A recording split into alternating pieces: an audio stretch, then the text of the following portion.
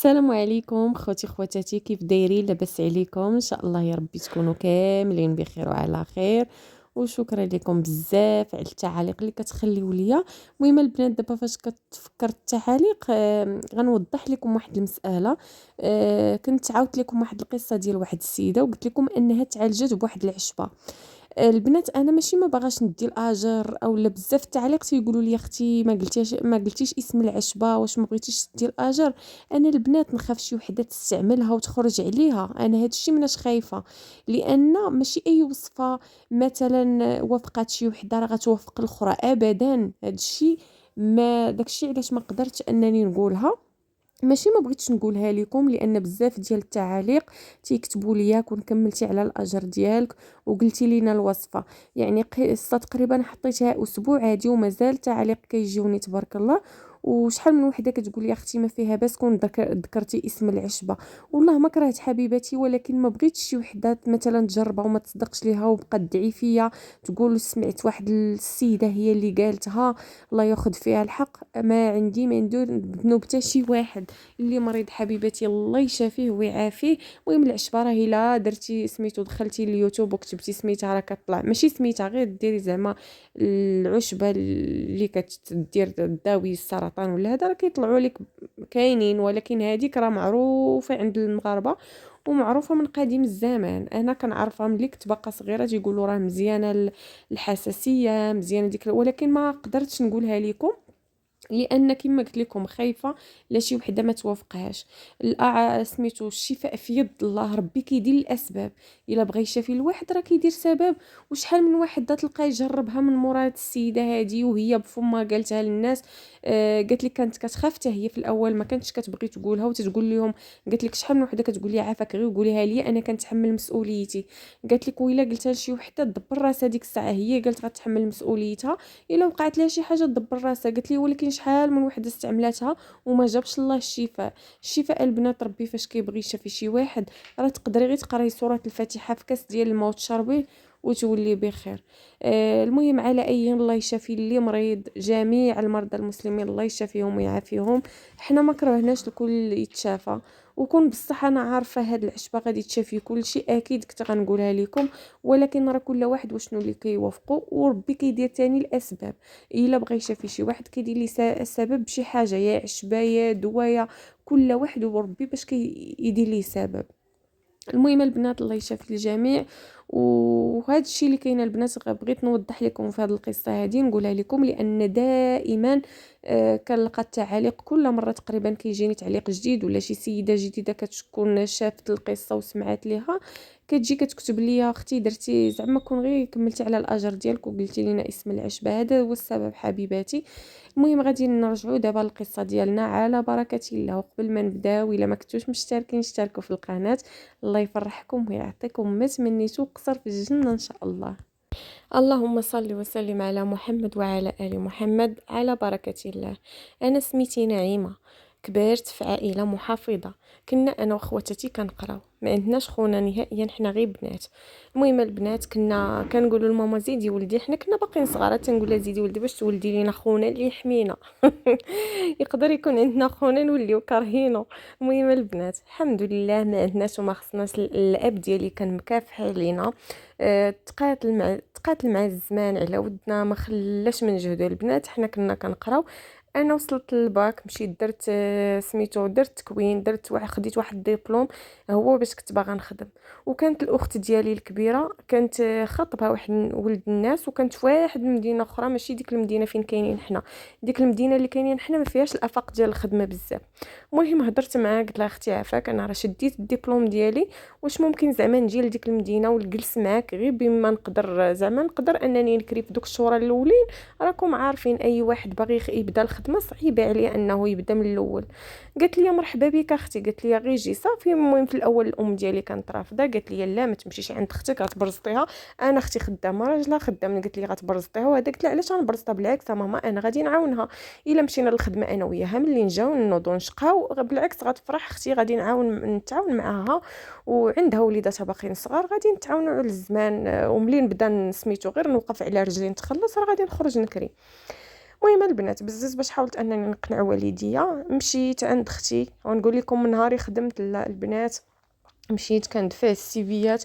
المهم دوزت عندهم شهر و10 ايام. يلا كنت باغا نرجع لدارنا عند والديا، قلت لها صافي غادي نمشي. واختي كانت فرحانه لان كانت كتمشي للخدمه، مقابله ليها وليداتها، كنديهم اللي تيقرا في المدرسه في المدرسه، والراود كنديه للراود. كنشقى كنجمع الدار، كتجي كتلقى الطياب واجد. دوك الايام ارتاحت بمعنى الكلمه. راكم عارفين اي وحده خدامه غادي تعرف المعاناه. هانتوما كتكونوا جالسين غير في الدار وكتعانيو، يعني خصك تدي الوليدات للمدرسه، خصك تشقاي، خصك توجدي الماكله، خصك ايوا حتى هي نفس الحاجه. دوك الايام كانت مرتاحه. قلت لها اختي انا حاسه براسي متقله عليكم، غادي نمشي زعما لدارنا حتى الا عيطوا عليا في شي خدمه وديك الساعه نجي. قالت لي والله ما تمشي، جلسي يا اختي مرحبا بي. قلت لي بالعكس انا زعما كنحس براسي مرتاحه، راكي معاوناني. وانا البنات انا كنحشم من راجلها، غير كيدخل كندخل البيت، لدرجه هو تيقول لها علاش اختك كتدخل، واش انا غناكلها؟ راه عادي تجلس ماشي مشكل. انا لا، انا هكا داير طبيعي. كيدخل راجل اختي كندخل بحالاتي. المهم البنات فاش عيطوا عليا الخدمه، يلا كنت باغا نمشي نرجع عند والديا، زعما تيعيطوا عليا وهما يعيطوا عليا في واحد الخدمه. ما نكذبش عليكم انا كنت فرحانه ما قداتني فرحه.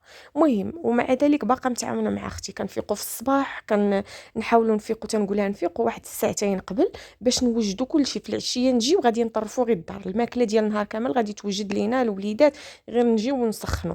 هي كانت كطيب في الليل فاش كانت بوحدها، ولكن فاش كنا انا وياها قلت لها لا غادي نوضوا كل وحده وشنو غدير. ولينا كنجمعوا الدار كنطرفوا الدنيا قبل ما نمشيو. في العشيه كنجي والله الا كيبقى لينا الوقت كنشربوا مثلا، كنديروا كاسكروت في العشيه لان كنجيو الغدا كنتغداو وكنرجعوا عاوتاني. والغدا كنكونوا ديجا وجدناه وداكشي، وحتى داكشي اللي غنديروا في الكوتي كنوجدوه الصباح. مثلا داكشي فاش غتسناي الغدا يطيب غديري فيه كيكه، غديري فيه حرشه، غديري فيه، فهمتوا؟ المهم كنتكلفوا بداكشي كل وحده وشنو كدير. كتبقى الدار تشقشق بالنقا. كنمشيو انا وياها للخدمه وراجلها، وفي طريقهم حيت هما خدامين في بلاصه وحده، انا لا كنزيد واحد شويه. المهم كيوصلوني عاد كيرجعوا لخدمتهم، وديما غاديين بثلاثه جايين بثلاثه، والامور كانت كلها مزيانه البنات. وكنت فرحانه اختكم حتى هي غتولي عندها الخلصه ديالها، كنتسنى غير فوقاش نشد ديك الخلصه. المهم البنات النهار اللي سميتو كنجي مع اختي وراجلها تنكون فرحانه، لان ما كتسخسخي لا في طوبيسات لا حتى حاجه. الا بغيت نشد طوبيسات للخدمه ديالي البنات عندي جوج طوبيسات، غنشد الاول ونهبط ونشد الثاني حتى لحدا الباب ديال البلاصه فين خدامه. المهم كنت فرحانه ما نكذبش عليكم، قلت الحمد لله اختي وراجلها حدايا مسانديني. واخا قلت لكم راه كنحشم من راجل اختي، ولكن في الدار غير تيدخل صافي كنمشي نجلس. حيت واخا ملي كيخرجوا هكا كنديروا الكوتي كيخرج هو القهوه واحد شويه، عاد كيرجع كيلقانا صافي سالينا وكنمشي نتكنعس. ما يقدر نتعشى معاهم، انا دايره الريجيم قليل فاش كنتعشى. العشاء ما كنتعشاش، اختكم كنتغلي غدا شويه، وقليل فاش كنتعشى، يعني كندير كاسكروت صافي. المهم البنات واحد النهار خارجين من الخدمه وجاي معاهم واحد صاحبه، ركب هو وصاحبه القدام وانا واختي كنا راكبين اللور، وداك السيد ما هبطش عينه مني. المهم وقت ما شفت في المرايه كيبان ليا كيبقى يشوف فيا. المهم البنات وصلنا لحدا الدار، هبطنا انا واختي، هو وراجل اختي كانوا مشاو يقضيو واحد الغرض، قال لي واحد شويه عاد نجيو. المهم دخلنا بدينا كنشقاو هذا الغد ليه ثانيه البنات، مشينا للخدمه ديالنا عادي ما وقع والو. فاش خرجنا عاوتاني كيجي معاه نفس السيد. المهم البنات في العشيه عاوتاني حطونا ومشاو، قال لك غادي يمشيو لواحد الغرض. حتى جاو في العشيه هكا ويقول لي راجل اختي كيعيط عليا لبيتي. المهم هضار هو واختي قالوا داكشي اللي غايقولوا، وقالت لي واش شد فيها، حيت انا من طبعي ما كنهضرش معاه بزاف، في حدود تنقول بلا ما زعما ماشي نزرو، وانما ما بغاش. انا هكاك دايره، وماشي غير الراجل اختي، راه العائله كاملين الرجال ديالهم، يعني كنهضر معاهم في حدود السلام السلام، نهضروا ناكلوا في حدود، ما كاينش مثلا زعما داك الضحك الباسل وداك الشيء. ويعيط عليا قلت ليه نعم، قال لي راه جايين فيك الخطه واش قابله. وديت كنضحك وديك الابتسامه، قلت ليه هو باقي كاع ما شفنا العريس، باقي غير غنقبل، وكنضحك ودخلت لبيتي. المهم جات عندي اختي قالت لي عرفتي داك صاحبو اللي كان معنا في الطوموبيل البارح، راه هو اللي هضر مع راجلي، قال لي شكون هذيك السيده راه عجبتني. قلت لها راه بان ليا كنهزيني، كنشوفو زعما كيشوف فينا وكنعاود نهبط عينيا. قلت لها يتسحب ليا زعما هي بالصدفه، ماشي قالت لي لا اختي، قالت لي راه عينو فيك وعجباه وقال لك ما كرهش يتناسب معانا وما غيلقاش ما احسن منا. وتا راجلي راه شكرك ليه وقال لي راه السيده الله يعمرها دار من الدار للخدمه ديما معانا، ما كتخرج ما كتدرج الا معانا انا واختها، زعما بنت الناس ماشي شي وحده اللي داسره تخرج والتليفون. زعما العائله بوحدهم اللي كتهضر معاهم ما عندهاش، زعما ما كنظنش انها كتهضر مع شي واحد نهائيا. المهم قال لي شوف هضر مع السيده الا وافقات نهضروا انا وياها نشوفوا واش تفاهموا، عاد ديك الساعه نجيب مالين الدار. المهم فاش قالت لي اختي هكا قلت له والله ما عرفت اختي اش بان ليك اشنو عاود لك راجلك عليه. قلت لها راكي عارفه الزواج ماشي تخربيق ماشي. قالت لي واش في نظرك راجلي كون كان خايب غيقول لك تزوجي بيه؟ قالت لي مستحيل، حيت راجلها معقول وما عندوش مع زعما ما عندوش مع ديك التفليه وداك الشيء. قالت لي كون كان خايب في نظرك غادي يجيبو غيقول ليه واخا نهضر معاه. قالت لي والله ما يهضر معاه يقول لي راه مخطوبه ولا مزوجه وصافي ويصدروا. فعلا داكشي اللي كاين. مشى هضر مع السيد قال لي راه خصك زعما تشوفوا، راه ما غاديش تقبل من الاول، خصكم تهضروا وتشوفوا زعما واش قابلين الشروط ديال بعضياتكم، عاد ديك الساعه يكون خير. المهم البنات نضنا الغد لي ثاني خرجنا من الخدمه، جا معانا وصلنا لواحد القهوه قريبه المهم قريبه للخدمه ديالنا، باقي كاع ما قربنا نوصلوا للدار. قال لينا راجل اختي غادي نهبطوا نشربوا شي حاجه. هبطوا هما جلسوا في واحد الطابله. اختي قالت لي غادي تهضري مع السيد، راه داكشي علاش هبطنا هنايا باش تشوفوا واش متفاهمين ولا لا. قالت لي ما بغاش يجيبوا للدار حتى يشوف زعما تشوفوا واش متفاهمين مع بعضياتكم ولا لا. جلسنا انا وياه. المهم انا الشرط ديالي الوحيد هو الخدمه ديالي والزياره ديال الوالديه، ما غاديش يمنعني عليهم وقت ما بغيت او لا شي واحد فيهم عيان خصني نمشي. المهم السيد ما رفضش وقلت ليه شنو هما الشروط ديالك؟ قال لي انا ما عندي شروط، المهم زعما نكونوا انا وياك متفاهمين وصافي. قلت ليه المهم صافي. المهم قلت ليه فين غنسكنوا، واش ساكن مع داركم واش ساكن بوحدك؟ قال لي انا ساكن بوحدي. قال لي دارنا بعاد شويه على هنا ولكن تقريبا في نفس المدينه غير هما بعاد عليه. قال لي راه التقار احسن، راه شفت انايا من واحد خويا كان تزوج وديما المشاكل مع مالين الدار، دابا راه اضطر انه يخرج يكري. قال لي انا ما بغيتش نوصل كاع لديك المرحله. قال لي والحمد لله انا خديت دويرتي اللهم لك الحمد، يعني غادي نعيشوا يعني في دارنا بوحدنا والتقار احسن. مره هكا نتلاقاو. قال لي تا انا ما عنديش مع ديك خيطي بيطي، الواحد يشد تيقارو. قال لي بحال خواتاتي كل مره هما في دارنا. داكشي هو اللي كان كيجبد صداع لمرت خويا. قال لك تيجيو وكيبقاو متفلين وما كيبغيوش يشقاو، ومرت خوه ما كانتش كتبغي ما كيعجبهاش الحال تتقول لهم جايين لداركم حيت كيهضروا تقول لي جاي لدار با. ودار باك اختي نوضي تشقاي، راه ديك دار باك ماشي مع هذيك العروسه، راه ما ديك العروسه ماشي دايرها وارثها على باك حتى هي. المهم كانوا كينوضوا الصداع، لا مني منك قال لك اضطر خويا انه يكري لمراته ويخرجوا من ديك الدار. قال لي واخا خويا ماشي في استطاعته انه يكري غير بزز. قال لي مره كنتعاون معاه. قال لك خصك تعرفي هذه القضيه. قال لي بعض المرات كنخلص ليه الكرا، بعض المرات كنعاونو في المصروف.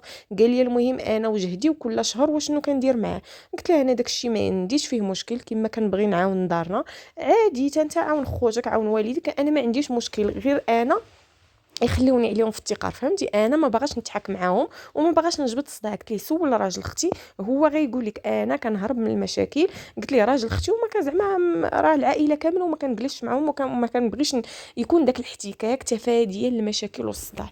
قال لي راه كون ما شكرنيش زعما ما شكركش راجل اختك ليا ما كنتش غادي نزعم. قال لي راه فاش سولته قال لي ديك السيده الله يعمرها دار، قال لي ما قال عليك غير كل خير. قال لي وشكرتها مراته، قال دوك الناس الله يعمر ليهم الدار النساب يعني ما غتلقاش بحالهم واخا الدور الدنيا كامله. المهم قلت ليه صافي هضرنا انا وياه. قال لي المهم الا كنتي موافقه على هذا الشيء زعما كنا انا وياك ما عندك حتى مشكل وهذا وقابله نتبادلوا النوامر ديال التليفونات باش نزيدوا نهضروا على خاطرنا. قلت له واخا عطيتو النمره عطاني النمره صافي. ندنا شربنا ديك القهوه ندنا مشينا والضحك في الطوموبيل خويا وهذاك شد فيه هي غديروا لنا عرس وهادي وتيضحكوا. المهم مشينا للدار. قالت لي اختي اش بان لك؟ قلت لها المهم راه الشروط ديالي وافق عليهم السيد. قلت لها المهم شنو قال لي على دارهم شنو قال لي؟ قلت لي اختي نقول لك واحد الحاجه باش تعيشي مرتاحه تيقار عكوزتك تمشي عندها مره في شحال تقداي ليها ديها الحمام ديري ليها اللي عجبك ولكن التقار ماشي تمشي خيطيبيطي عندها. قالت لي تما تيكونوا مشاكل. قالت لي راه كتشوفيني انا مع عكوزتي، قالت لي راه كتجي عندي ما كنخلي ما ندير ليها، نكسيها نخرجها. قالت لي وتا هي كذلك ملي كنمشي عندها قالت لي كنوض كنشقى وكل شيء. قالت لي ولكن التقار تيكون حسن. قالت لي حتى هي تا اختي مرات لوسها ساكنه مع عكوزتها. قالت لي تيتخاصموا كل مره مناقشات وهذا. قالت لي ملي تيكون الواحد بوحدو وتتكون ديك العلاقه زعما كتمشي مره وكيجيو حتى هما مره تتكون علاقتكم مزيانين، عكس ملي تتكوني عايشه معاهم. قالت لي اختي انا نقول لك الثقه حسن، ماشي كل مره يقول لك يلا تنوضي تمشي. قالت لي يا والدي يمشي عندهم انت ما غاديش تقولي ليه لا، ولكن انت مره هكا في 15 يوم مره في سيمانه كاع. قالت لي وسيري شوفي عكوزتك واجي وتا هي نفس الحاجه. وفعلا داكشي اللي كاين. المهم بدينا كنهضروا انا والسيد حتى النهار اللي صافي لقينا راسنا اننا مرتاحين لبعضياتنا. قال لي واش نجيب دارنا اشنو؟ قلتي واش صافي قابله؟ قال لي ما بغيتش نجيبو ما تصدميني تقولي لي لا. قلت لي صافي قول لهم يجيو عند اختي ندويو، وديك الساعه الا بغاونا نمشيو لدارنا نشوفوا شي كونجي ونمشيو اولا شي ويكاند. فعلا داكشي اللي كاين. كانت جات مو واختو ومرت خوه اللي كانت معاهم، قلت لكم كانت معاهم في الدار من بعد مشات كرات. المهم جايبينها دايرين الصواب. المهم البنات جاو قالت لي عكوزتي راه الدري شافك وعجبك وهادي عفوا وعجبتيه. المهم زعما راه جينا نهضروا مع اختك وإلا كنتو موافقين، حيت ما قال ليش راه البنت موافقه ولا راه غير قال لي شفتها وعجبتني وسولت نسيبهم. قال لي دوك الناس الله يعمرها دار.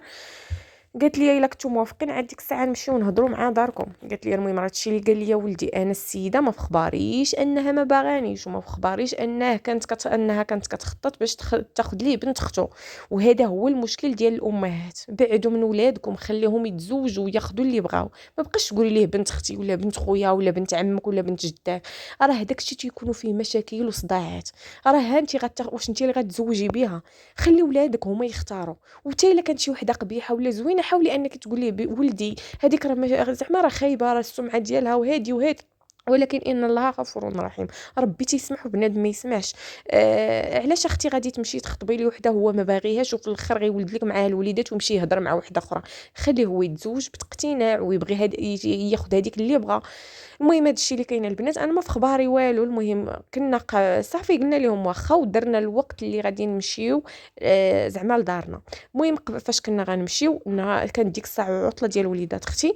كنا مشينا حنا الجمعه. ديك الجمعه ما كناش خدمنا لا انا لا اختي لا راجل اختي. مشينا وجدنا كل شيء وهما جاو حتى السبت عاد جاو. المهم البنات فاش جاو السبت خطبوني من دارنا كل شيء داز مزيان. السيده كانت حدوديه ما كتهضرش بزاف، ولكن انا ما فخباريش قلتي قدر طبعها وكاك داير. المهم داز داك النهار مزيان، الناس كلاو هضرنا جاو رجعوا بحالاتهم، حنا بقينا حتى الحد مع والدينا عاد رجعنا.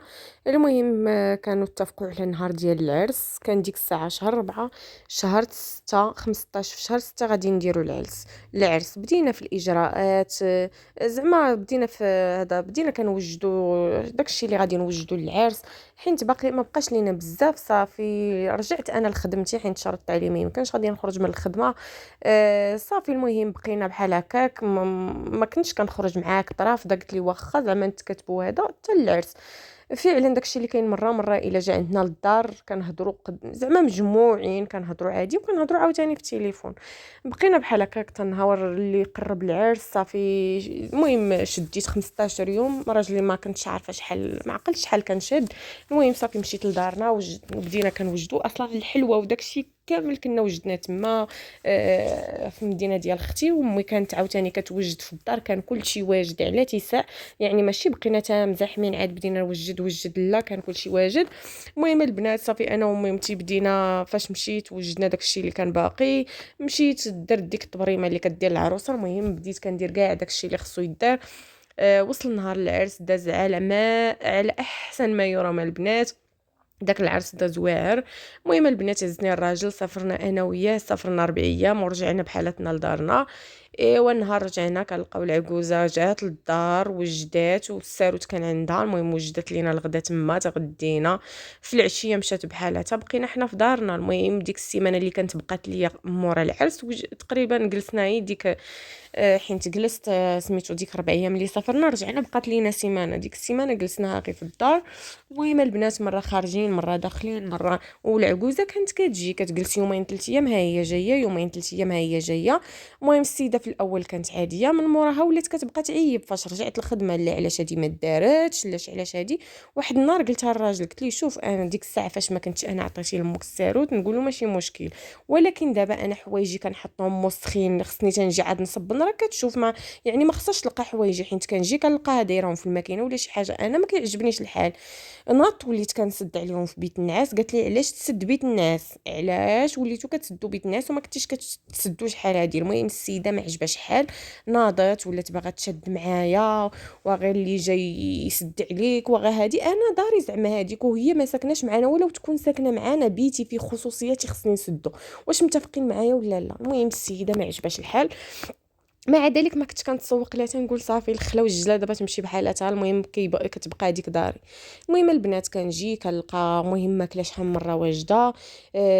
من بعد ولاو تيوقعوا صداعات ومشاكل بيني وبين راجلي. المهم واحد النهار البنات كنت جالسه لحد ما خدامش، قلت بلاتي كيكونوا خصومات على والو وعلى والو، على اتفه الاسباب. ملي تنقولها لختي تقول لي شوفي عادي داكشي تيكون في بدايه الزواج، نتوما باقي ما زعما ما كتعرفوش بعضياتكم، راه مع الوقت تولي تعرفيه هو اكثر من راسك وهو كذلك، وما يبقاش يعصبك وما كتعصبيش. المهم داكشي ديالهم هما كيفاش عايشين كتقولوا لي اختي. تنقولها شوفي انا راه ما عرفتش مالي، راه ما كنفعل بلا زعما، راه كيعرفاني انا ماشي عصبيه وما كنتعصبش دغيا، ولكن دابا وليت كنفعل دغيا ما عرفتش شنو وقع ليا. المهم البنات ناض كنخمل بيت الناس، كنلقى شي حاجه في المخده، انا داكشي ما فهمتوش. عيطت للراجل قال لي اويلي هذا راه سحور، ما عرفت شنو هادشي، شكون اللي دار هادشي. المهم ناض هزو صورو لمو وراه ليها، قالت لي هذيك راه مراتك، راه داكشي علاش كتسد البيت باش ما ندخلوش. انا في الاول ما كنتش كنسد البيت، قول فاش ما كنتش كنسد البيت ديك الساعات دار داكشي تما، وما كيجي عندنا حتى واحد اختي راه عمرها جات عندي من نهار العرس. يلا داز العرس فاش قلت لكم رجعنا كانت اختي جات عندي وجابت لي واحد العشاء، واحد النهار تعشينا صافي مشات بحالاتها. صافي البنات انا شاكه فيها، ما كاين حتى شي واحد معانا، تنقول يا اما هي يا اما الراجل، يعني راه واحد فيهم. صافي انا بقى فيا الحال، قلت لي علاش زعما هادشي منين جا هادشي؟ انا سمعتها غير فاش قالتها في التليفون، لان التليفون ديالو مجهد شويه. قالت لي شكون اللي غادي يديروا يحط لكم السحور من غيرها؟ هي السحاره الفاعله التاركه. وتنقول علاش لاصق فيها الثق ديال العمى في الظلمه وهذه. المهم بقات كتحاير، راه قلتها لك النهار الاول انت ما كتسمعش، وانا بغيت ناخذ لك بنت خالتك وانت ما كتسمعش وراسك قاصح.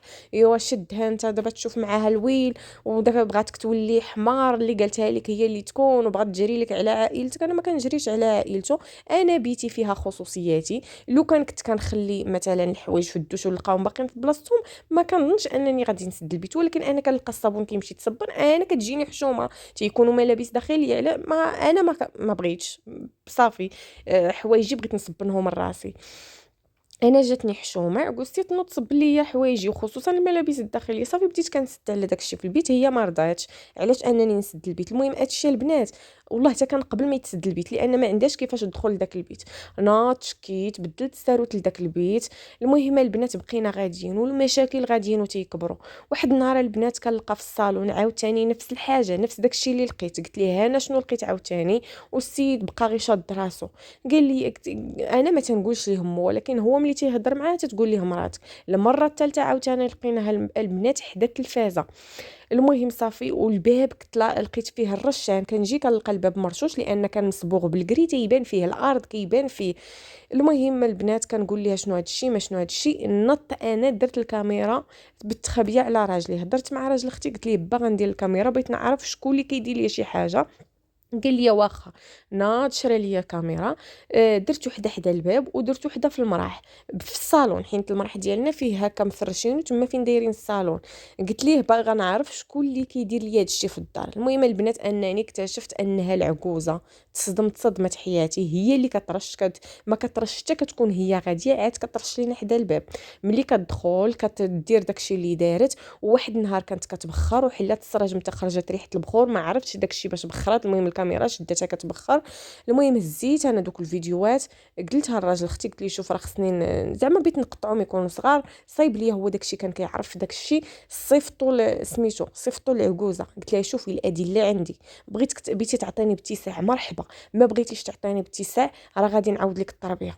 والسيده ما رضاتش جالسه كتنفخ. قلت لها ما بقاش تعتبي باب داري، راه والله قلت لها العائله ديالك كلشي كيعرف، زعما تيعرفوا هادشي اللي درتي. قلت لها الكاميرا راه شدوك. المهم البنات السيده تهنيت منها ما بقاتش كتجي، والمشاكل بداو كينقصوا. قلت لها خصك وقلت لها تبطل داكشي اللي دارت. قلت لها الا بقاو المشاكل بيني وبين راجلي دبري راسك. المهم ناضت السيده ما عرفتش بطلت داكشي ولا لا، انا وليت كندير سوره البقره يوميا في الدار، كنديرها غير كندخل للدار كنديرها. المهم البنات حياتي حسيت بها كتبدل، ما بقاش داك الصداع، ما بقاش داك ندير كل مره ننفعل على والو. هنا بديت كنرتاح وقلت لختي شوفي داكشي كان كيدار لينا انا وياه باش نوضوا الصداع، هو ما قلتليش دايره كاميرات، نط حيت دوك الكاميرات ديال الباب فراسو، ولكن الاخرى اللي لداخل ما فراسوش. انا قلت لي باغا نعرف شكون اللي زعما كيرش، وانا كنت دايرها مع تليفوني ماشي مع تليفونه هو. المهم تيقول لي واش شفتي واش ما شفتيش، تنقول لي ما كاين والو. امو ما بقاتش كتجي، تيقول لي ما عرفتش امي علاش ما كتجيش. قلت لي واقيلا عيات ولا ملي شافتني سديت البيت ما بغاتش او لا. المهم راه كل واحد والاعذار ديالو معاه. المهم البنات انا دابا تهنيت منها ما بقاتش كتجي. اللويسات ما كيجيوش حيت ماما ما كتجيش، كانوا حتى هما هكا في الويكاند كيعرفوني باغا نجلس نرتاح ولا نخرج انا والراجل، عاد هما كيتفلوا، عاد كيجيو وكيبقاو لك السبت والحد تما ونوض انت شقاي عليهم. المهم البنات هما ما بقايش كيجيو. انا ما تنحس بتأنيب الضمير، تنقول ياك ما انا زعما قطع الرحم. انا ما جيتش البنات وقطعت الرحم، انا شفت الادله السيده كتاديني والمشاكل كثروا في الدار مع راجلي. دائما البنات تنكونوا في مشاكل، دائما صدعوا على والو، وواخا يقول لك هذه مالحه ونوضوا نضربوا عليها انا وياه، ماشي شي سبب اللي هو زعما راه خصنا نوضوا عليه المشاكل. وانا حصلتها قلت لكم هذه ديال التبخيره وديال الرشان وداكشي اللي حطات في الصالون، انا شفت كلشي بعينيا. هدت السيده باش تعطيني باتساع على هي بناتها. الراجل تنقول ليه صافي الا ما جاتش امك سير انت شوفها. انا عمري مشيت عندهم، تيقول لي يلا يلا نمشيو، تنقول ليه شوف من الاحسن التقار، خلينا مزيانين مع بعضياتنا، انا ما باغاش زعما ندير معاهم شي حاجه، زعما نوصل معاهم شي مواصل. السيد ديما تيقول لي لا انت ما باغاش تمشي. هذا هو السبب الثاني عاوتاني اللي كاين. المشاكل الثانيه تيقول لك علاش ما بغيتينيش نمشي، واش هي كتقول لي علاش مرتك ما بغاتش تجي، الله اعلم. المهم في الاول ما كان كيقول والو، مؤخرا ولا تيبغي يمشي تيقول لي يلاه نمشيو. انا عمري ما مشيت. بغيت البنات النصيحه ديالكم، واش نمشي ولا نشد تقاري ونجلس في داري؟ انا والله ما باغا غير المشاكل، انا هربانه غير من المشاكل، وخفت لا توكل ليا شي حاجه ونصدق مريضه حياتي كامله معذبه، تنقول اللهم نجلس في دارنا. انا عكوزتي شفتها بعينيا.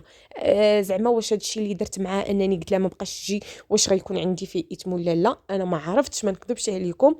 وكنت قلت لاختي زعما يسول لي راجلها شي امام وهذا، قالت لي اختي كنظن مادام انها كدير لك مشاكل هذا الشيء قلنا غير انا وياها، يعني راه التقار غيكون احسن. انت ما منعتيش ولدها يمشي عندها، يعني راه كيمشي عندها كيزورها كيشوفها، انت شاده تقارك خايفه على راسك. فعلا هذا الشيء اللي كاين البنات.